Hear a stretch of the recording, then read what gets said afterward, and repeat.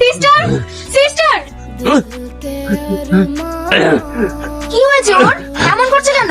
ওর এটাই সমস্যা। 2 বছর আগে একটা ব্রিজের থেকে ওনাকে উদ্ধার করা হয়েছিল।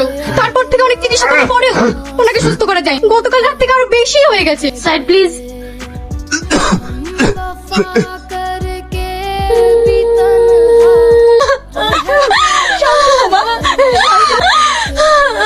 আমার ভীষণ কষ্ট হচ্ছে, আমি আর পারছি না, আমার খুব ভয় পাচ্ছে। তোমার কিচ্ছু হবে না, এই সময় সময় এরকমই হয়। তুমি একটু ধৈর্য ধরো, সব ঠিক হয়ে যাবে। তুমি একটু শান্ত হও। শান্ত হো মা, শান্ত হো, আমি আর পারছি না।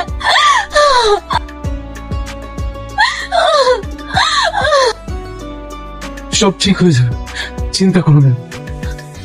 কিচ্ছু হবে, কিচ্ছু হবে না, ভয় নেই। স্যার সরি, আমরা মা সন্তান কাউকে বাঁচাতে পারিনি।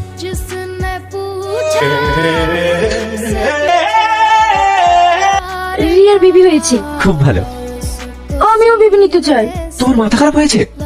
ডাক্তার তোমাকে এই সময় বেবি নিতে নিষেধ করেছে, তুমি জানো না? আমার কিচ্ছু হবে না, ডাক্তার এসব বলে।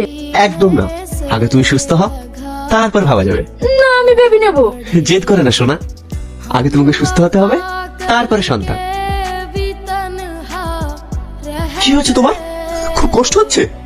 হ্যাঁ, কদিন থেকে শরীরটা ভীষণ খারাপ করছে। কি? তাহলে তুমি আমাকে আগে বলোনি কেন? তুমি এত ব্যস্ত হয়ে না, এই সময় এরকম একটু হয়। কি হলো? হাসো। জানো, আমি মনে হয় আর বাঁচবো না। যদি আমার কিছু হয়ে যায়, তুমি আবার বিয়ে করো। কি উল্টো পাল্টা বলছো? তোমার কিচ্ছু হবে না। কান্না করেন না, আমার মেয়ের জন্য একটু দোয়া করবেন, ও যেন জান্নাতবাসী হয়। এটা শুধু আপনার মেয়ে ছিল না, ও আমারও মেয়ে ছিল। আজ মেয়েটা নাই বলে আমার শুধু সেটা ভেঙে তছনছ হয়ে গেল। আপনার কাছে একটাই অনুরোধ ভাই, আপনার মেয়ে নাই বলে ওদের কাছে ফোন করে দিয়ে। আমি ওই বাড়িতে কি করে যাব বলুন? ওখানে গেলেই তো আমার মেয়ের মুখখানি ভেসে উঠবে। আমরা আসছি।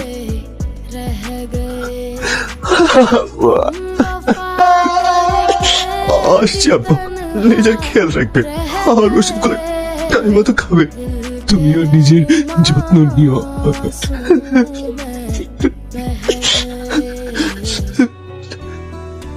এমন জামাই ভাগ্য করে পাওয়া যায়, ওপরওয়ালা আমার সব কেড়ে নিল। আমার মেয়েটা অভাব কি জিনিস কোনোদিন বুঝিনি। এমন ফ্যামিলি অনেক ভাগ্য করে পাওয়া যায়।